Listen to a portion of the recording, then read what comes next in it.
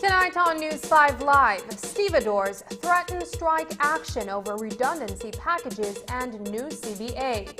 Flooding in Toledo District catches villages off guard.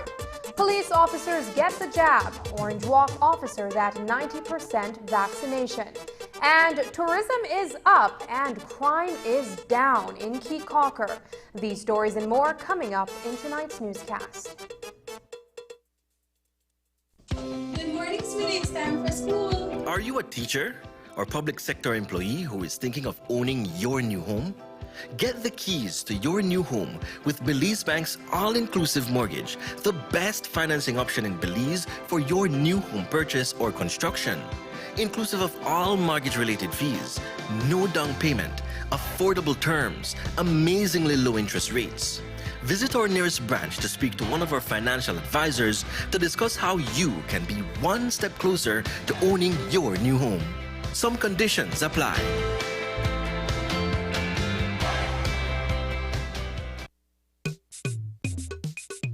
If you have a baby on the way, here is what you need to know about maternity benefit.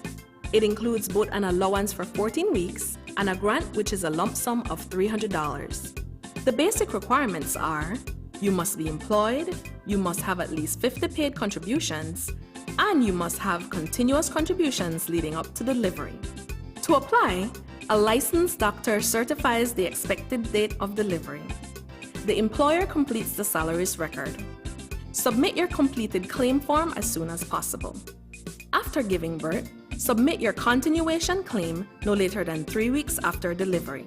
If the mother does not qualify, the father of the child may qualify for the maternity grant. Want to know more about maternity benefit or grant? Visit our website or contact any of our offices to have someone assist you. Also, be sure to visit our Facebook page and give us a like to stay informed. Social Security Board, safeguarding you, your family, your future. It's a fact that with Smart, you get truly unlimited everything. Only with Smart, you get unlimited data anytime, while with the other guy, it's only double data on weekends. With unlimited data every day with Smart, there's no need to wait. So, it's a fact that our unlimited plans beat the competition. Stop being measured and told when to use your data and get unlimited talk, text, and data. Experience the true unlimited plans with Smart. That's a fact. Make the switch and live smart. That's the sound of fuel efficiency. Every day, every time, I choose Una Fuels powered with Dynamax. Una, a brand committed with the future. Introducing Edam A cheese, the A+ Dutch cheese to hit the Belizean market. As the name says, it is of A-class quality, the best Dutch cheese in Belize. Edam A cheese is creamier, less salty, and simply more delicious. Don't be left out. Get your A cheese at a supermarket near you. A cheese, exclusively distributed by Unitex Company Limited. Call us at 610-3626 or 610-8910. Follow us on Facebook at Unitex Belize. It's time to put your TVs on lockdown. COVID won't stop us this time. After a year of waiting, Summerfest is back, pandemic style. If you're under the age of 18 and you think you have the talent, we are looking for you. Submit videos to us on Facebook, Instagram, and email.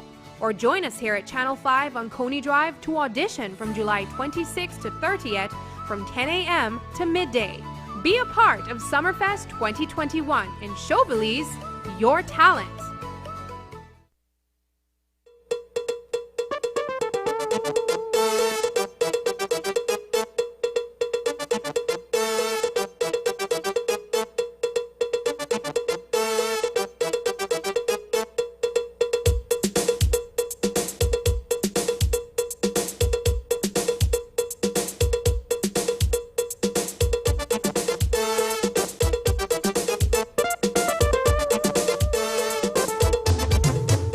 This newscast is brought to you by the Belize Bank Limited.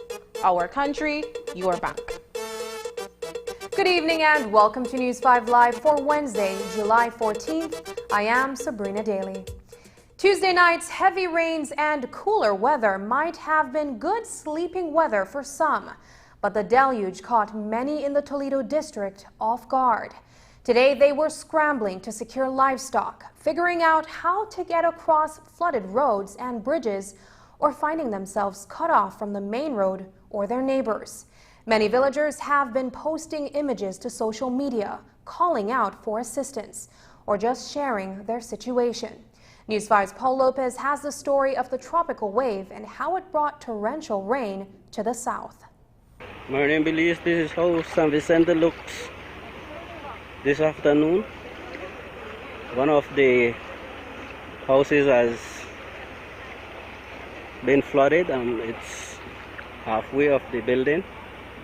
Most of his stuff have been carried out by water. Since he is all the way at the entrance of the community, we were not aware, and the owner of the house is out in town, and except the children were home, so we were notified later, and that's how he lost most of his stuffs in this flood.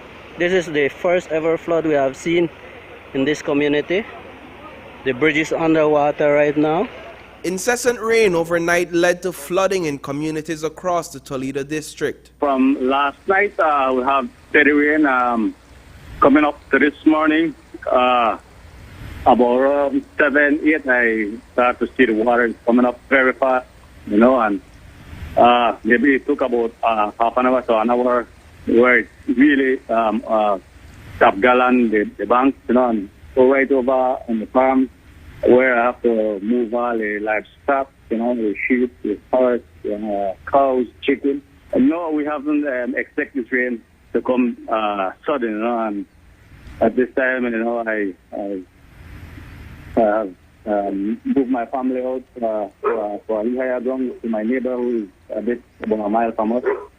But we still haven't get over across the stream as yet, because it cannot pass specific area. You're trapped? Yeah, we're trapped. We cannot go across. We cannot cross the river, until the water go down. Never yet, sir. Never yet. Water come high, but never over the land, over the farm area that I have. Never yet. News 5 also received images of flooding in San Pedro, Colombia.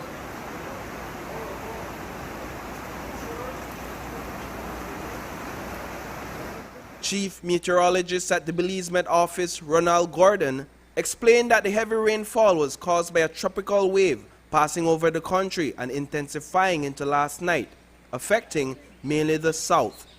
There was an active wave. It started affecting the country, I would say, from as early as yesterday morning, which is Tuesday morning, and we started having rainfalls, and those continued throughout the day and increased last night. The other thing with this particular wave was that it was accompanied by what we call an upper level high, which means that it has an area that can vent deep convection, allows the convection to develop and give it like a pump, so to speak, take that air out and allow these thunderstorms to develop and increase now and intensify. So that was what happened over the past 24 to 36 hours, and resulting in heavy rainfall, particularly over the south. One of our stations in Corazon, Toledo, recorded just over 5 inches of rainfall over the past 36 hours. The National Met Service has been tracking and monitoring this tropical wave. Rain was forecast for Tuesday and Wednesday. Additionally, a flood alert and a small craft warning was issued. The first thing is that there's going to be an improvement.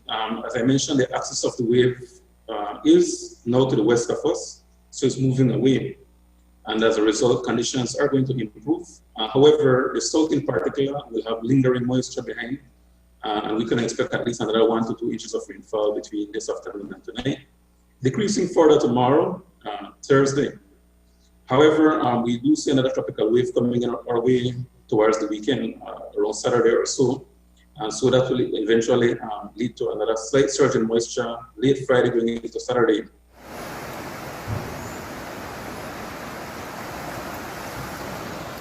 Reporting for News 5, I am Paul Lopez. 3 other southern villages got some bad news of their own today as the government of Belize announced that the COVID-19 lockdown will continue for Barranco, Midway, and Conejo villages until the end of the month, July 31st. 54 pounds of compressed marijuana were removed from the streets of Lake Independence this morning during a joint operation conducted by various units of law enforcement. Shortly after 7 a.m., elements from Special Branch, the K-9 unit, and the Special Patrol unit descended on a location on Police Street where searches were conducted on an abandoned vehicle. Inside the white car were 25 tightly packed parcels of cannabis. The substantial quantity of drugs believed to be imported into the country from neighboring Mexico was confiscated and later weighed. Since no one was in the immediate vicinity of the discovery, the cash was sealed, labeled, and deposited as found property. On Tuesday, a search was also conducted in the area of Police Street, where a .38 revolver was recovered by a team of officers. Crime stats indicate that for over a year, there has been no major crime reported on the island of Caye Caulker. But on neighboring Ambergris Caye, San Pedro Town is reporting criminal activity over the last few days. Within 48 hours, 2 persons were injured in separate shooting incidents in the San Mateo and DFC areas of the island town. It is concerning, to say the least, and Compol Chester Williams told News 5 today that he has been in contact with the Coastal Executive Officer, Superintendent Christopher Noble, as they get down to the bottom of these crimes. We have seen a significant decrease in criminal activities coming out of San Pedro, and that is attributed to the good work of the police.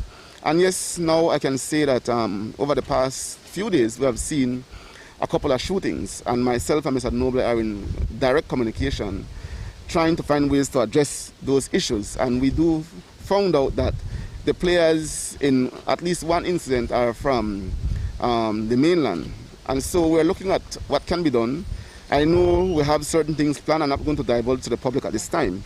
But Mr. Vidal is in the picture with Mr. Noble. And I want to assure the people of San Pedro that the police department is going to do what we need to do to ensure that there is that semblance of peace on the island. We do understand the fragile nature of the tourism industry, especially now where we're trying to rebound, having suffered the effects of COVID-19.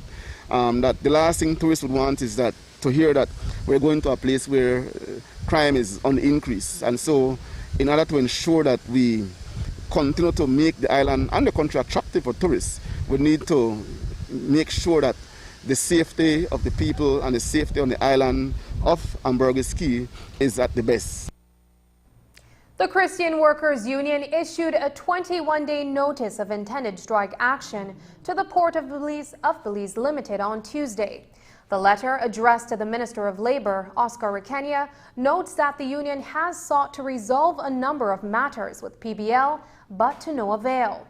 Approximately 1 year ago, on the 8th of July 2020, the CWU invoked the 21-day notice to institute strike action on the matter of proposed salary cuts. Now, 1 year later, President of the Christian Workers Union told News 5 via phone, while the CWU and PBL has arrived at yet another impasse. It has to do with the absence of progress on three key things, and we have not been able to get around a table with the employer, and we have not been able to engage in a meaningful way with the government to see how these matters can be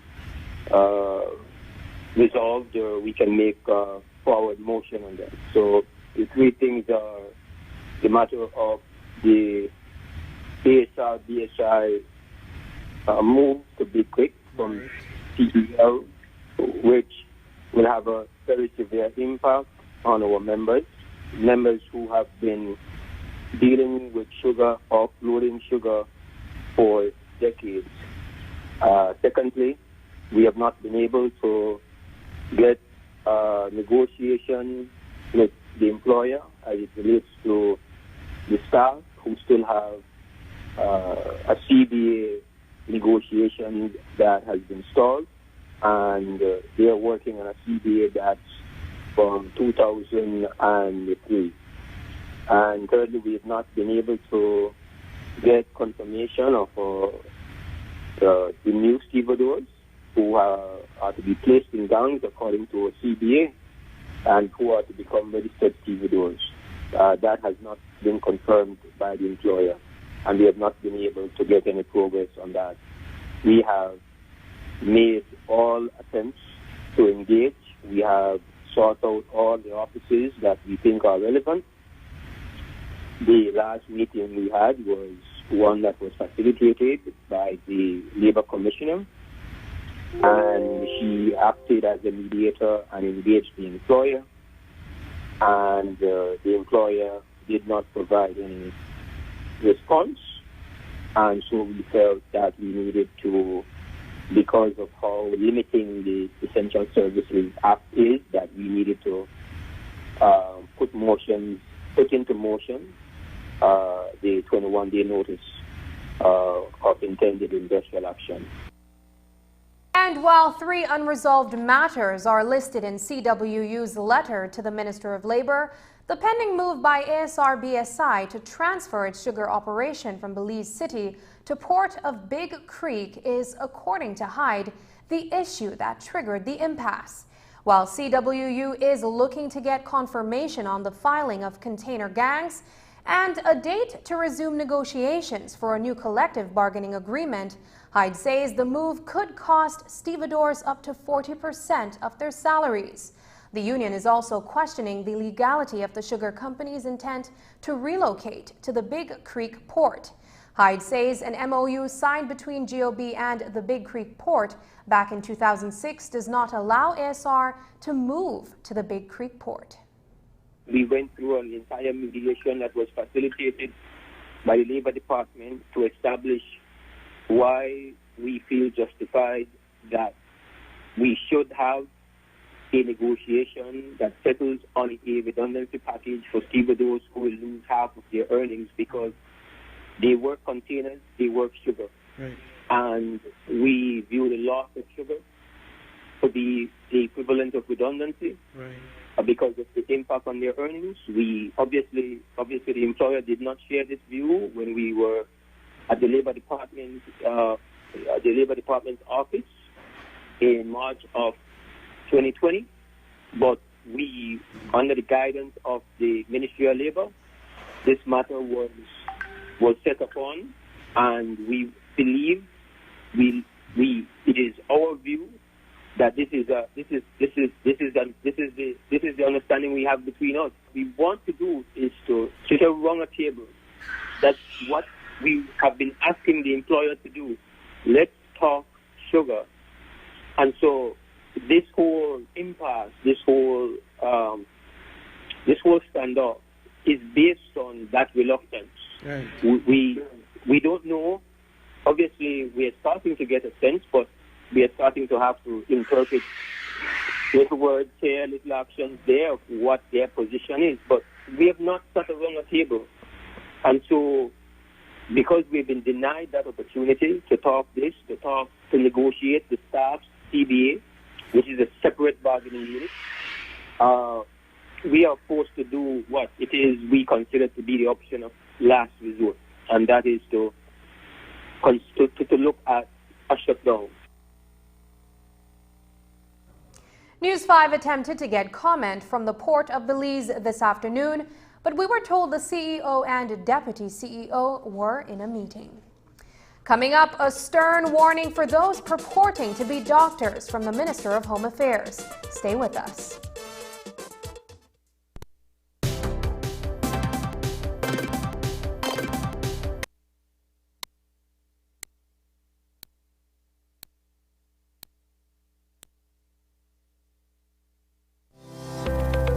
Galenia Hospital, located in Cancun, Mexico's premier tourism destination, is a state-of-the-art healthcare facility that provides highly specialized medical services. We are Quintana Roo's biggest private hospital with board-certified doctors and staff. Some of our services include cath lab, adult intensive care unit, neonatal intensive care unit, emergency rooms, operating theaters, ambulance services, and more. We are a medically accredited hospital by JCI, Accreditation Canada International, and General Health Council, providing extraordinary care in every specialty, from our cardiology department to our neurology center. We are focused on treating the entire person, body, mind, and spirit. Contact us at medicaltourism@hospitalgalenia.com or visit our website at www.hospitalgalenia.com. Come to Galenia Hospital in Cancun for a truly personal medical care experience.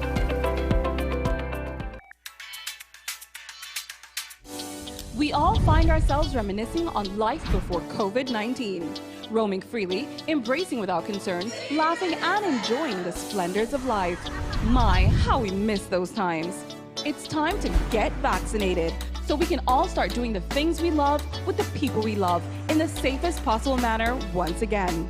Digi, Mayona Resorts, and the Ministry of Health encourages all Belizeans to get your first and second vaccine for chances to win tons of awesome prizes now through September 30th. Win free LTE data packages every week, cash prizes, and a free 1-year mobile postpaid plan each month courtesy of Digi. Plus a weekend family getaway at a Mayona Gold Standard Resort each month courtesy Mayona Resorts. Winners will be posted on Digi Facebook and Instagram and Ministry of Health's Facebook every Friday starting June 25th. Visit a vaccination center nearest you today. Get vaccinated and win. Visit livedigi.com for more details.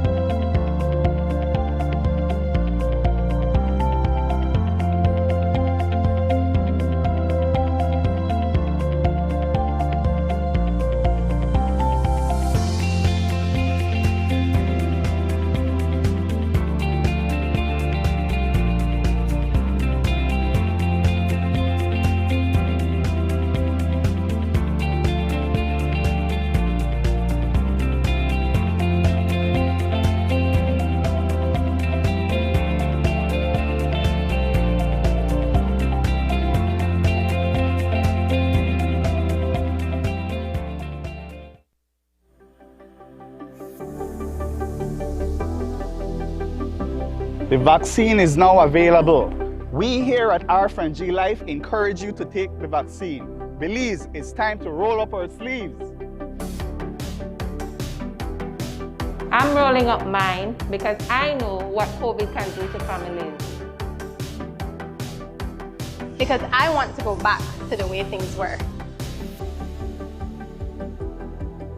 I'm rolling up mine so that I'm able to do music again.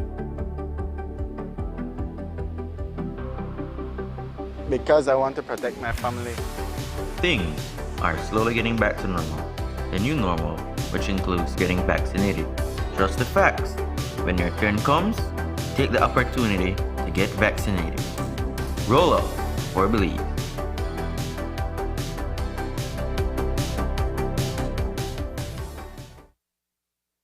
Today, News 5 joined Minister of Home Affairs and New Growth Industries Karim Musa for a leg of his countrywide tour. This morning, he was at Keycaulker.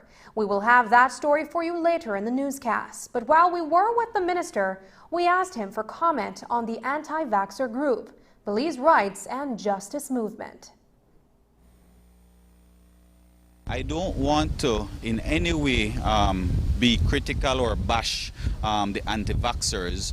The issue that I have as minister is that some of them are claiming to be doctors when in fact they are not, and so they are not qualified to be giving medical advice, and I think that has actually been counterproductive for them, the fact that you're claiming to be a doctor when you are not giving advice, and so that has had actually the reverse effect, and now more people are saying, well, if this is what an anti-vaxxer campaign looks like, we don't want to be a part of that. We have to listen to the professionals, the doctors and the nurses who are on the front line, who have studied this thing, who can educate us and inform us on the proper path.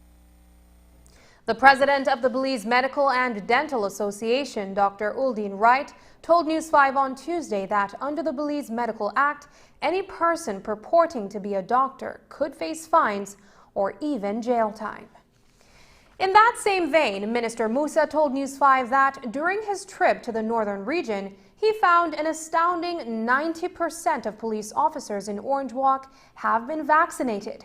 Figures also show a jump for law enforcement countrywide, with 40% of the police department vaccinated. I'm very pleased to report that in Orange Walk, it is 80 to 90% of police officers who have gotten vaccinated. Just yesterday in Cabinet, the Minister of Health advised that we have seen a sharp increase in the number of officers that have gone in to get vaccinated. It went from 20% 3 weeks ago to now 40% of our entire police department has at least received one shot. So that is very encouraging. The message is getting out. And so those are the types of discussions that we're having. I'm hoping that the Ministry of Health has personnel here today, but they were in Orange Walk and they were in Corozal on Monday.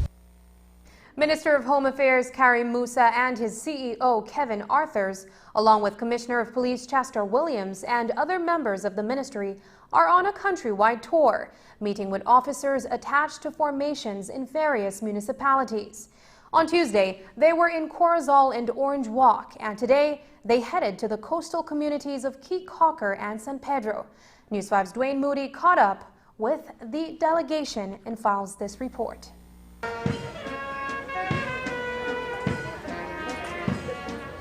The welfare of police officers has been the main topic of discussion as the Minister of Home Affairs makes the rounds on his country tour. Police barracks, health insurance, and the overall morale of some 2,200 police officers is at the heart of the visit. The primary purpose of a tour like this is to familiarize myself with all of the officers, with all of the police stations, to take stock of where we are, what are our challenges, and where our focus needs to be in terms of a strategy to fight crime. In addition to that, there's also a lot of infrastructural work. I have already been notified by the chair lady, Mrs. Pott, this morning, that in fact there are serious issues with the buildings out here and with the living quarters. It's been a very sad year so far as the Minister of Home Affairs because I've attended 7 funerals for police officers, and what that speaks to is that we have health issues. Our officers are having health issues, and it's something that's very near and dear to me because I firmly believe that they ought to have medical insurance. That's something very basic. There are our frontline officers out there facing so many challenges, so it's critical that they get that. Only 400 police officers are currently insured, and they are paying that out of their pockets. Commissioner of Police Chester Williams and other senior officers within the department are accompanying the Minister and CEO on this tour. The top cop was once a rank-and-file officer who was equally subject to being transferred across the country to carry out his duties.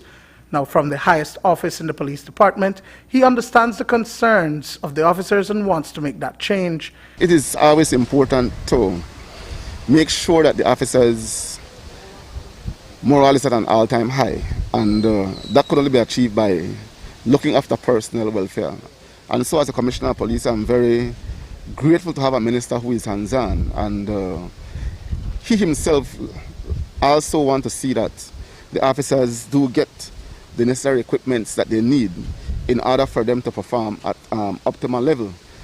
We understand that we're policing in difficult times, and so it is even lends to the fact that we need to do more to make sure that our officers feel comfortable whilst at work, and not only feeling comfortable but also that they're safe while they perform the very difficult tasks that they have to perform as police officers. The first stop of the day was Kikauker, where the record shows that for over a year there has not been any major crime on the island. Chairlady Selene Villanueva Pot says that this is due to the collaborative work between the council and the police department, as well as residents. It's commendable because they want to know what's going on ground, what they're happy with, what they're not happy with.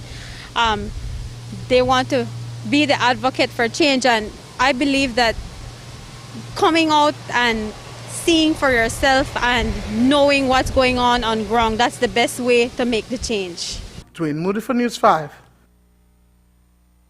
Sunday's recall convention saw Collet area representative Patrick Faber retaining his seat as leader of the United Democratic Party. Despite surviving the recent attempt to have him oust, Faber's control of the UDP is not absolute. He is compelled to share the reins with opposition leader Shine Barrow, who is the official head of the party in Parliament. Both politicians share an antagonistic relationship and are tasked with having to work with each other as they try to steer the party through turbulent headwinds. With the convention in their collective rearview, are Faber and Barrow prepared to move forward in unison, or is there still animosity between the two leaders? This afternoon, Barrow sat down with News 5 to answer a few questions.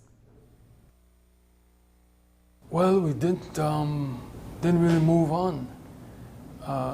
It would have been better if Mr. Faber was recalled, or he at least got the majority of the votes. You know, that would have been definitive. But to come, not even to have 47% of the people vote to keep you, and 54% of the delegates answer the question, because the question on the ballot was, do you want the Honorable Patrick Faber to remain as leader of the UDP? And if 54% of the people, of the delegates, said no, that is problematic. So we haven't progressed, we haven't moved forward. The idea that, oh, well, you only needed 1/3 and we needed 2/3, the numbers still don't lie. So certainly it would have been better for all of us had it gone convincing one way or the other. But, you know, the argument is being made, and I join with that argument that 54% is significant. You guys have had somewhat of a contentious relationship. You don't really see eye to eye for a great many things. How do you plan on working together to bring the UDP forward as a viable option as the opposition party? It is very difficult to do that when the party leader is on TV, on Great Belize Station, Channel 5, saying publicly that the 26 standard bearers that lost are nobodies. It is very difficult to do that when he is saying that, he's criticizing me for being unstable and erratic and all over the place. For the last 8 months, we have not had any MPC, and that is one of the reasons he was removed as leader of the opposition, because he was behaving in an autocratic, dictatorial fashion. And we couldn't go to the wider party because he said, oh, this one doesn't have standing, that one isn't properly constituted. So he suspended the Constitution in essence. He suspended the activities of the highest authority in the UDP. Former leader of the opposition, Patrick Faber, is on record stating that he has not taken a position on the controversial 11th Amendment bill. Despite his name appearing on the letterhead of a release issued by the UDP's parliamentary caucus on Monday, Faber maintains that he has not come out in favor of or against the contentious piece of legislation. But his successor argues that behind closed doors, Faber has in fact expressed his position on the matter. The 11th Amendment, according to opposition leader Shine Barrow, is being supported by all UDP parliamentarians with the exception of Faber. With the issue of the position that the parliamentary caucus has taken, it was unanimous. Everyone elected and appointed vehemently opposes the 11th Amendment. He's the only one. And go into further details with that, because there was a letter that was issued that bears the names of all of those who form the parliamentary caucus. Yes. And he's essentially saying that he has not taken a position for or against. He hasn't taken a position. That is what he has said according openly to his public statement, but privately he told me that he does not believe criminals should be in Parliament. And again, maybe he's referring to me specifically, but I know there are many people in Collet and in Mesopotamia and Port Loyola and Laikai and Queen Square and Alberts and all over the South Side specifically who have committed crimes and have made mistakes. So is he saying that those people are good enough to vote for him for the last 6 terms? But if 6 terms ago, one of them was 21 years old or 18 years old and they made a mistake, but now they want to be a counselor, or they want to, be in the House of Representatives, he's saying that he would turn his back on the people that have been electing him over and over, because this is who this impacts. After the break, tourism is picking up again at Caye Caulker. News 5 visits La Isla Cariñosa. But first, here's a look at the latest COVID-19 figures. This COVID update is brought to you by Belize Medical Associates.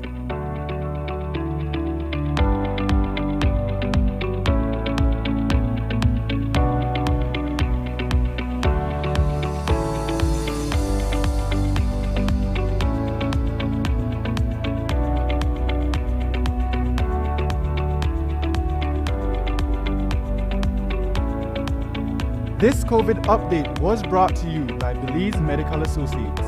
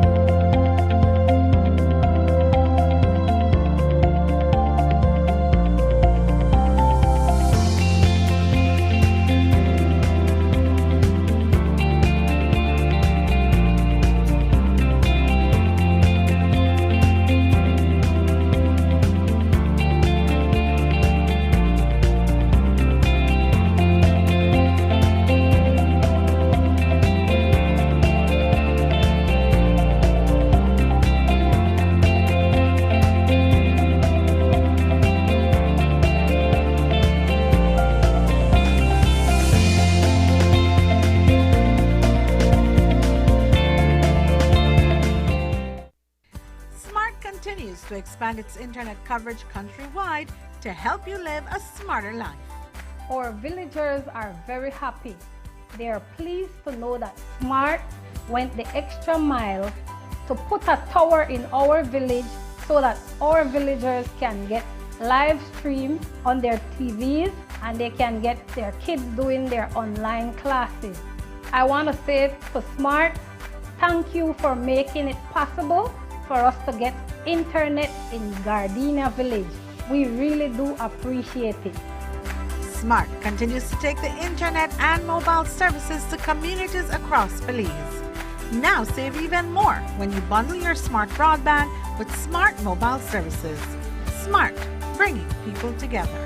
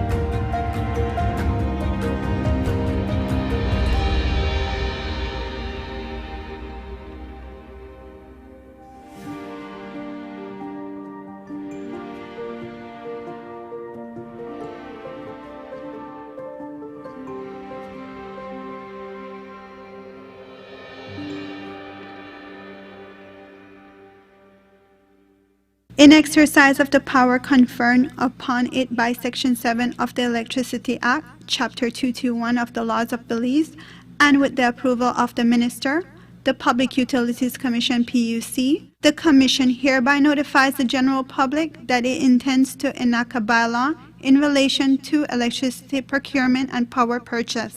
The bylaw shall govern the procurement processes for wholesale, distributed energy resources, and short-term power purchases by addressing the roles of the Commission and the utilities.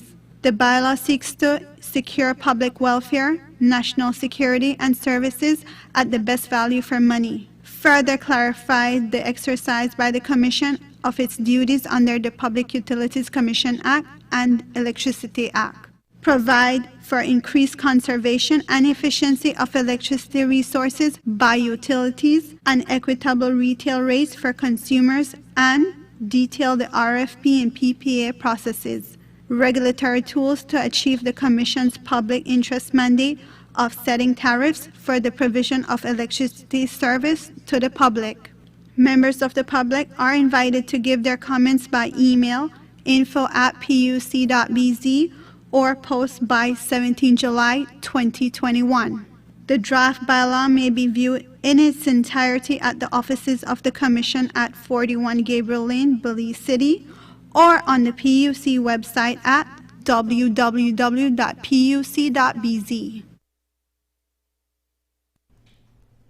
La Isla Cariñosa may have taken a hit from COVID-19, but the island is rebounding fast. Today, News 5 checked out the tourist action that is bringing back the economic recovery and raising resident spirits. The once bustling island of Caye Caulker, a highly visited tourist destination in Belize, was not spared the impacts of the COVID-19 pandemic. But today, 18 months after, there is a lot of activity. It's taken Caye Caulker a little longer than other destinations across the country to see the visiting overnight tourists, but they are here now and we're just starting to bubble, if I may. We very much appreciate the visits that we're getting right now. The opening of the airport did help a lot, and we started getting repeat visitors and visiting friends and family coming in by the Philip Coulson connection. And now that the vaccination campaign has started globally, then people have a bit more comfort level to travel. So we're seeing the numbers increasing it's all been slow. So it's a slow comeback, and it will continue slow. While there were a number of properties as well as tour companies on the island that have closed down, sold their assets, and will not be reopening, others have made the necessary investments to get gold standard certified. The Barefoot Hotel, which is located in the heart of the village, has seen an uptick in bookings and guests. Manager Yvonne Roberts says that on weekends they are usually fully booked. Right before the Easter holidays, we started noticing that there was much more traffic. Thankfully, we have a good support from our very own local tourism, and we have getting good support from them when it comes to traveling to Kickocker for a day, for a couple days, and we have been pretty steady with bookings when it comes like to weekends especially. We have had a lot of foreign travelers as well, and of course these were people that had already booked pre-COVID and then decided to return. We headed over to the popular split at the northern tip of the south side of the island, where international tourists alighted from a number of boats. They were from the cruise ship that called to port today and had booked tours with Exotic Shores Excursions that does both terrestrial and marine tours. Operations Manager Jonathan Mulligan says that 24 tour guides alone were booked for today, and this is good news for the economy. We've been operating since 2013, operating from inside the Fort Street Tourist Village, and currently we're doing both terrestrial and marine tours. We do tours to Lamanai, St. Antonich, and Garski and Kickocker. Currently we have about roughly 200 passengers coming to Kickocker to do Sharks and Rayans, obviously Circle, the second largest barrier reef in the world. Along with that, we've hired about 24, maybe 26 tour guides today. And yeah, it's healthy for the entire economy.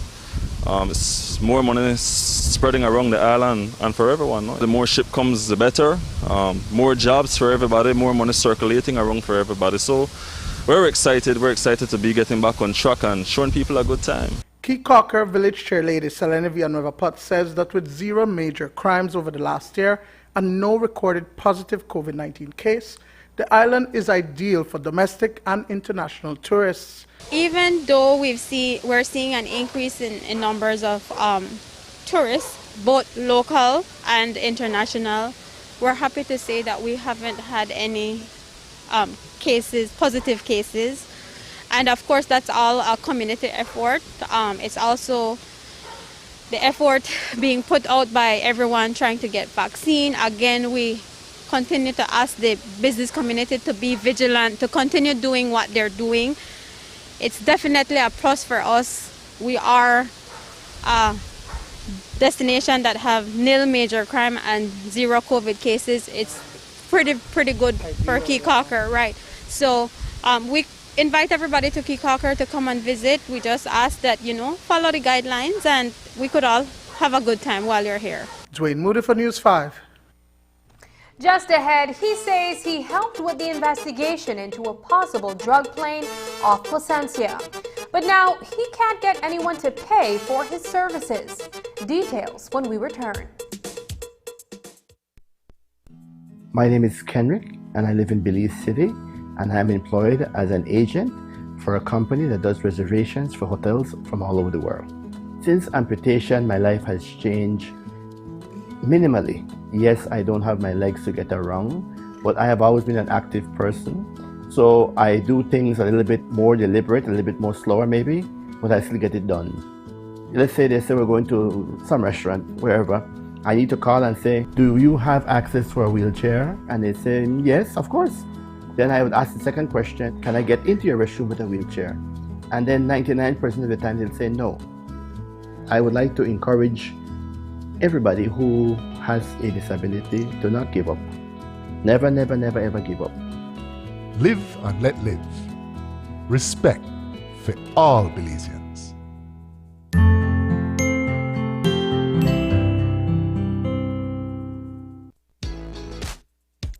Electricity is an essential part of our daily lives.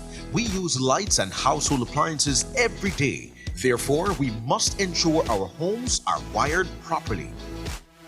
At Benny's, we have certified wires with the right gauges and insulation. BEL certified meter sockets, authentic GE and Square D panel boxes and breakers, which protect the wires inside your home from being overloaded. When wiring your home, avoid imitation brands which can be very dangerous. Give yourself and your family peace of mind using genuine electrical products available at Benny's. Quality and savings.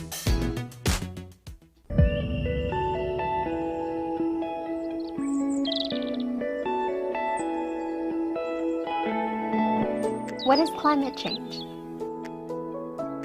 Climate change, or global warming, as defined by the United Nations Framework Convention on Climate Change, is said to be the process of our planet heating up. The Earth has warmed by an average of 1 degree Celsius in the last century, and although that might not sound like much, it means big things for humans and wildlife around the globe.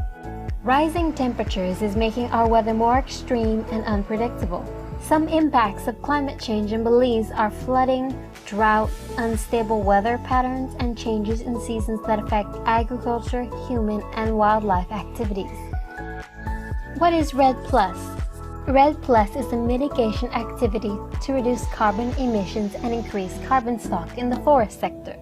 The name REDD+ stands for Reducing Emission from Deforestation and Forest Degradation, plus Conservation, Sustainable Management of Forest and Carbon Stock Enhancement. How can REDD+ be a solution? Trees breathe the greenhouse gases we produce. We can start caring more for our forests by planting more trees and keeping our landscapes intact. Our forests are part of the solution. Also, by encouraging the adoption of sustainable forest management in Belize, we can help restore forests that have been lost. Forests are linked to all aspects of human well-being. Think about the clean air that forests provide, that oxygen that we breathe. If it wasn't so clean, especially during that fire season, we would actually be facing a lot of problems. So breathing clean air is something that we may take for granted, but it's actually something that forest provides and that contributes to our health and happiness. One of the advantages of doing things associated with REDD+ in Belize is that it actually is a great mechanism for us to be able to maintain forests while at the same time sustainably using them and keeping all the services and goods that the forest provides to us intact, for example, water. At night, it's the trees and the plants in the forest that actually release that water that goes up in the atmosphere and eventually comes back as rain. If we don't have forests, that water is gone. If we think about our food security and the food that we eat, the agriculture industry and how important it is for Belize, we don't necessarily associate it sometimes with actual forests. But it's those forests that actually feed the soil organisms that cycle the nutrients and make our soils fertile. It's those forests that are a house and home for pollinators that pollinate our crops. And it's those forests that maintain the water that our agricultural areas need to thrive. Otherwise, we would be subject to things like droughts. There is hope with REDD+.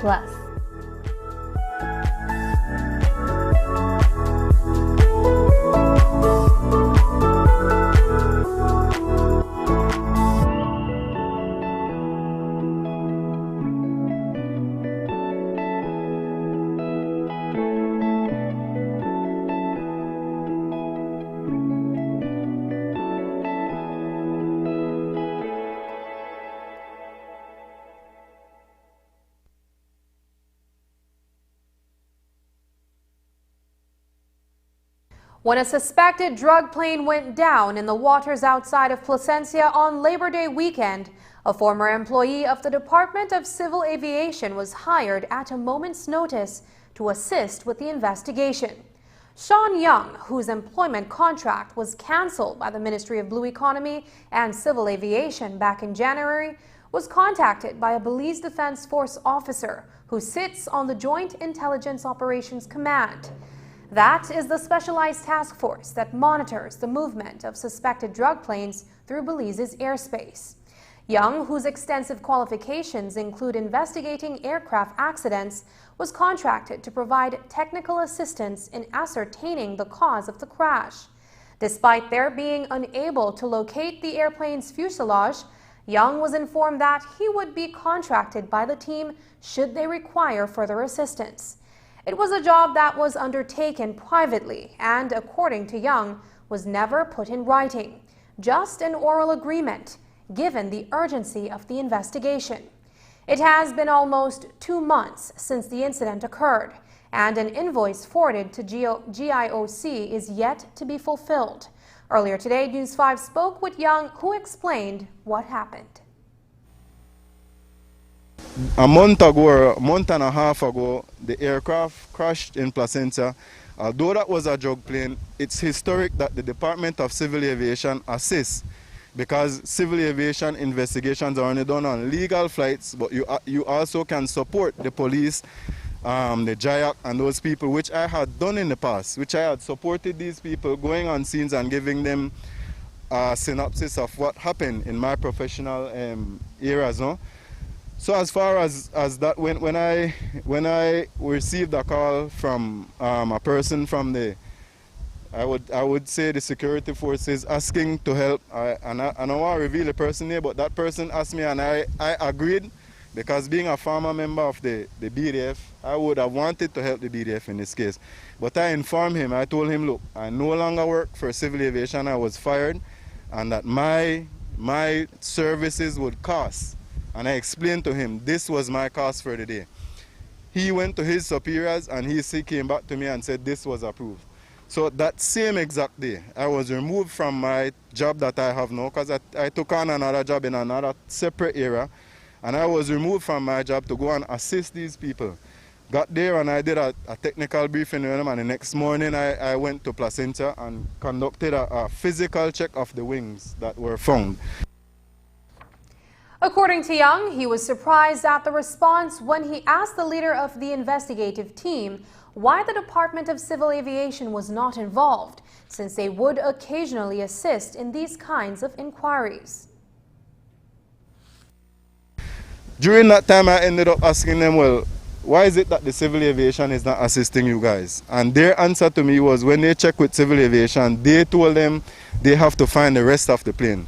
Now, to me, that was ridiculous, because if the whole plane missing, then you have a problem. If you have any part of the plane that's found, that is where you start your investigation. That's your start, and then you go ahead and then you make sure that you try find the other pieces. On this day when I went out, I saw the wings, I saw the stuff that was there, and I told the people, if you want to know how the accident really happened, we could bring up the pieces, and then we look on the damage and everything. Insofar as technical advice, it was clear that the persons that I was working with had no knowledge of aircraft, because the simple fact that I told them, look, the reason why we find the wings there, that because it's a built-in safety feature in any plane, that once your aircraft, they hit something hard, the wings are made to break off. So their idea was the wings broke off because it was such a powerful crash. I told them no. It could have been a slow crash, but it's designed to break off. In my opinion, I gave them the synopsis of what I think happened to the plane, and that provided them a lot of information. On the third day, I returned back to work because they said they would call me when they needed, if they found the rest of the plane. And so far as that, I have been calling and checking back for payment on that, and I have received none. I've received just the turnaround telling me that it was at the ministry, it was there and it was there. And so right now I'm in a position where I have to state my case, because the same persons that let me go is the same persons that I had to come back and work for now, and they are not providing payment for me. And I'm not making any money the way I used to make the money for them. So that work was not free. Coming up, fun and learning, the summer camp at the Leo Bradley Library. But first, here's the weather forecast with data from the Belize Met Service.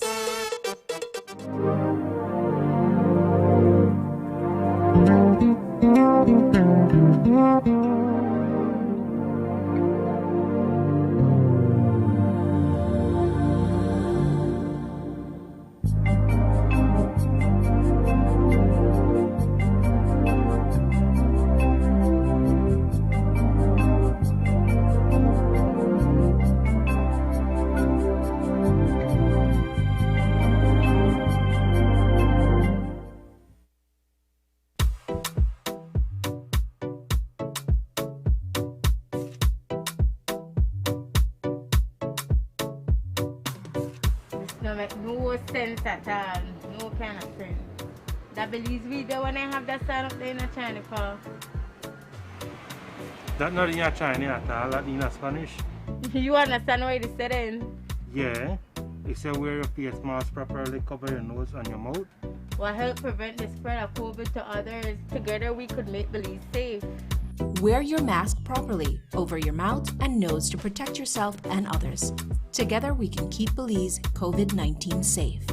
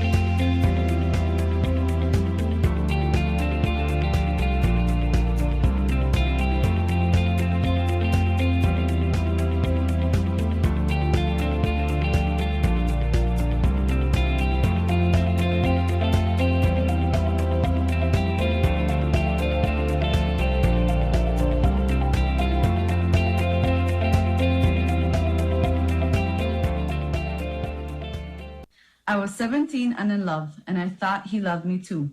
But now I know that a loving partner should not take away your choice of clothes you wear or the music you listen to. He should not take away your purse, car keys, or your phone so that when your family calls, you cannot answer. If your partner is controlling you, it is domestic violence. Call 0800-A-WAY-OUT or our cell phone number, 672-9628. This message is brought to you by the National Women's Commission in collaboration with Miss Universe Belize, with funding from the Engender and Spotlight Project. Es un hecho. Únicamente con Smart obtienes todo realmente ilimitado. Solo con Smart obtienes datos ilimitados en cualquier momento. Mientras que con el otro proveedor solo son datos dobles los fines de semana. Con datos ilimitados todos los días no hay necesidad de esperar, así que es un hecho que nuestros planes ilimitados superan a la competencia. Por lo tanto, no permita que le digan cómo y cuándo usar sus datos y obtenga llamadas, mensajes de texto y datos ilimitados. Vive la verdadera experiencia de planes ilimitados con Smart. Es un hecho. Haga el cambio y viva Smart. In Cabinet news, Minister of Health and Wellness informed the Cabinet that as of July 12th, over 107,000 Belizeans, or 25% of the population, received their first dose of the COVID-19 vaccine, and almost 40,000, or 9%, are fully vaccinated. In the first week of the new vaccination campaign, almost 20,000 people were vaccinated. Unfortunately, after receiving an update on the number of new COVID-19 infections, Cabinet had to extend the lockdown in southern villages of Barranco, Midway, and Conejo until July 31st. Cabinet approved an upgrade to the water system in San Antonio Village in the Toledo district and gave Tourism Minister Anthony Mahler the green light to sign a revised constitutive agreement of the Mundo Maya organization. Finally, Cabinet gave its approval for the Belize Intellectual Property Office to adopt the harmonized database of acceptable goods and services for the classification of trademark applications. The Leo Bradley Library in Belize City is hosting a smaller version of its summer camp this year to allow for social distancing. But those lucky children who were able to sign up are enjoying various activities and special presentations. News 5 stopped by this morning. The program simply is to disseminate information and to have the kids do creative activities, because you all know, because of the pandemic, they have been home a lot, and now we want them to have a positive outing somewhere they can come, enjoy the books, enjoy the activities, and enjoy the space that we have for them. One of the things I hear right now on the screen is they're talking about COVID and the impact of COVID. What are some of the things that they are learning here at this program? Okay, they are learning. Of course, we are teaching them about COVID, the effects that it is having on Belize. We invited our friends from the Ministry of Health. They came and showed them how to do proper hand washing yesterday. We also invited our friends from the Meteorological Service of Belize. We are also in the hurricane season, so they still need this information in the event something may happen. Our other guests today will be our fire station, so they will get that information to what they could do in the event of a fire, how to keep themselves safe, and take it back to their parents. No? So we're not only teaching them, yes, we want them to come in, enjoy the books, and we teach them about the library, but we also have different partners that we're working with to give them different information throughout this month. Pre-COVID, the summer program would host up to 100 children, but due to COVID-19 protocols, the program was significantly downsized to less than 20. And that's the news. Tonight's broadcast is available in both text and streaming video at channel5belize.com. You can also connect with us on our Facebook page at facebook.com/News5Live. I'm Sabrina Daly. Thanks for joining us. And from all of us here at News 5, please remember to wash your hands, keep your social distance, and stay safe. Good night.